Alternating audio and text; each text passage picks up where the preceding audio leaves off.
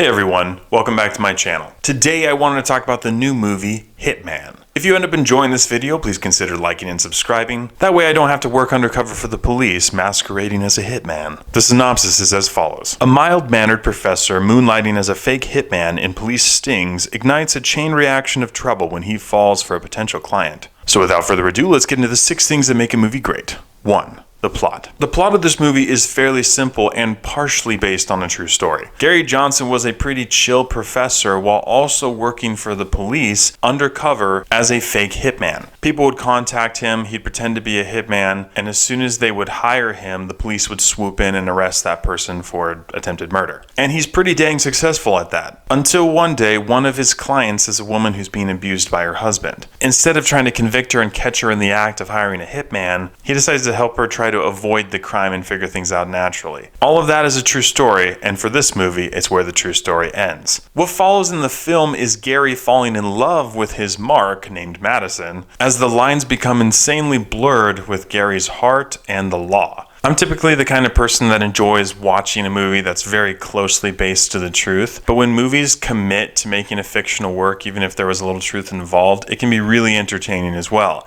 and this movie does that. I thought the progression of story in this movie was very well executed, and it was really entertaining, humorous, suspenseful, and fun to watch the whole time. I really enjoyed this movie, I like what they did with it, and the ending buttoned up pretty nicely as well. So for me, plot gets a thumbs up. 2 is family friendliness. Hitman is rated R. There's quite a bit of profanity in this film, and elongated scenes of sex and partial nudity, although all of the vital bits are covered. In addition to that, there are several violent moments, but not a ton. I do think this movie could have dialed it back a little bit on the sexual content. It seemed a little egregious, but I do really like the fact that they didn't show a bunch of nudity as well. But either way, because of the profanity and the sexual content, family friendliness gets a thumbs down. 3 is acting and script. One of the reasons why I liked this movie as much as I did is because every acting performance in this film was very well done. That being said, Glen Powell's performance in this movie was next level. Going from the higher pitched voice Professor Gary Johnson to the cool, suave, lower voice, well put together and very handsome Glen Powell, or assassin, was hilarious, and he did such a good job with it. In addition to that, you also get to see him do all these different disguises as he's going undercover as different assassins to match the person hiring him, and those sequences are so hilarious. Unfortunately, the real Gary Johnson passed away just before Glen Powell started playing him, so they didn't get to meet, and that's a bummer. But from what I was reading online, Glen Powell's performance was actually pretty close to how Gary was, which is just a fun little detail. And the on-screen chemistry between Glen Powell and Adria Arjona was pretty seamless. There are a couple scenes in this movie where the dialogue between them was just magnetic and really entertaining to watch. And I think that also points to the script. The script of this movie is very clever, very humorous, and extremely well written. There wasn't a point in this movie where I heard something that I just thought was dumb or unnecessary. I just was entertained and laughing for most of this movie. The acting and script of this movie were excellent, so for me, acting and script get a huge thumbs up. 4 is character development. The most character development you get in this movie is with Gary, although it's not so much that you see his character develop a ton over the course of the film, it's just really an idea that causes development of character, which is something he realizes near the end of the film. But because Gary is impersonating these different people and finding confidence in the hitman version of himself that kind of carries over into his own personal life, that part comes across as character development and is entertaining as well. No one else in the movie is really developed, it's just character progression, but the development you do get serves the purpose that it needed to in the film. So for me, character development gets a thumbs up. 5 is visuals and CGI. Another great part about this movie, it is not CGI heavy. And this movie's focus wasn't visuals, it was humor, but that being said, there were several visuals in this film that were very funny. Some of those moments include the disguises that Gary wears to the meetups, and one scene in particular between Gary and Madison where they're having to act a scene and also look at Gary's phone. I thought visually it was very well done and it was hilarious. They didn't try to overdo it in this area, they knew what their movie was about, but they did a good job in it. So for me, visuals and CGI get a thumbs up. And 6 is rewatchability. quality. Hitman is an hour and 55 minutes long, and because of how humorous, intriguing, and entertaining this movie was, it did not feel too long and I didn't get tired of watching it. It really felt like the perfect length for a movie like this, and the story wrapped itself up naturally and nicely. I really enjoyed this film, and while I can't recommend it for everyone because of the sexual content, with the right people, I would find myself watching this one again. So for me, rewatchability gets a thumbs up. With all these areas considered, I have to give Hitman